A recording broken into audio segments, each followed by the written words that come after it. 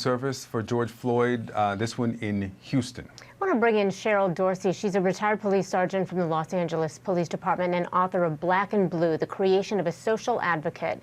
Thank you so much for being with us. We so appreciate getting your voice in all of this, Cheryl. Tell us, first of all, I want to get your reaction. You spent 20 years with the LAPD. What is your reaction to what Sheriff Peterkin was saying there? Well, I agree with what he said in part. Certainly there would have been a manhunt if there were 4 black men holding down a white police officer, only they wouldn't have been arrested. They would have been killed on sight.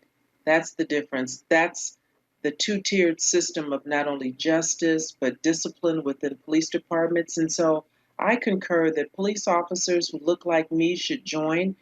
Black folks need to infiltrate police departments, much like the FBI has reported the KKK have done and are doing. And unless and until there's police accountability, unless and until police unions are no longer able to throw copious amounts of money at politicians who then look the other way when communities request legislation to hold officers accountable, we're going to continue to go through this. Let's talk about some more of the changes. We heard from New York City Mayor Bill DeBlasio yesterday talking about acknowledging the problem and then setting a path forward. Here's what he said has to change. We're addressing right now a deep concern, a deep set of concerns about policing, about structural racism, about the history of racism in policing, and those are very real and well-documented concerns, and we have to keep weeding out that racism. We have to end that history, even though it hangs over us so heavily. And that will take a better disciplinary system, that will take more transparency, that will take better efforts to screen out officers who don't belong on the force or remove officers who don't belong on the force. And that work will actually help us to move forward. NYPD is a department of 36,000 officers. You were with a huge department, LAPD. What does that take? Give us the timing you expect. And, you know, the mayor sets that tone, but the officers may not be bought in. The unions may not be bought in. Moderate the expectation of when these changes will happen, if you would.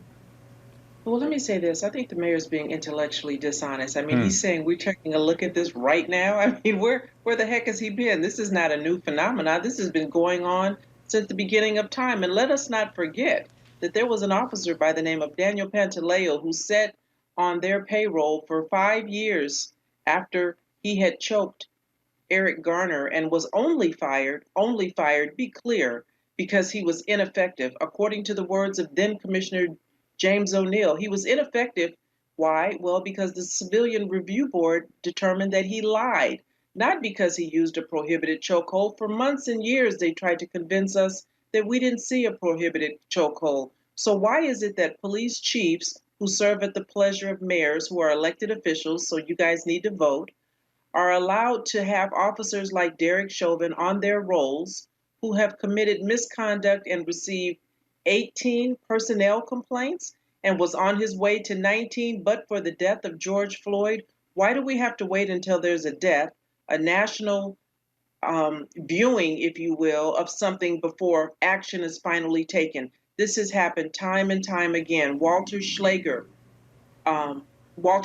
was shot and killed by Michael Schlager after he had tased someone inappropriately on 2 other occasions. And it was until the death of Walter Scott that finally Michael Schlager was taken off the rolls. And so they're being disingenuous when they clutch their pearls and pretend like this is something new that they just discovered. And now, on this day, something different is going to happen. Nothing different has happened substantively since 2014. So, Sergeant Dorsey, when we talk about what's happening in Minneapolis and this call to defund the police, what does that say to you about what the future would look like if that happens?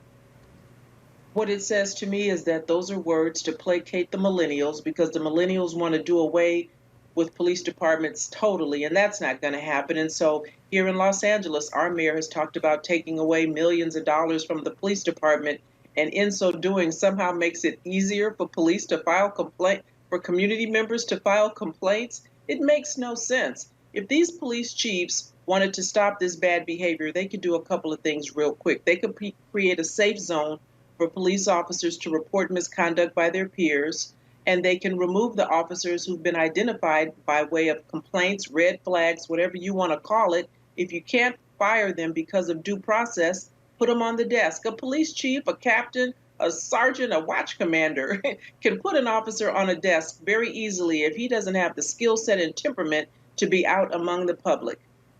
Cheryl Dorsey, thanks so much for the insight and giving us some truth when we're hearing so many platitudes from politicians across the country. Good to have you. Thank you. Thank you. A California sheriff's deputy is dead this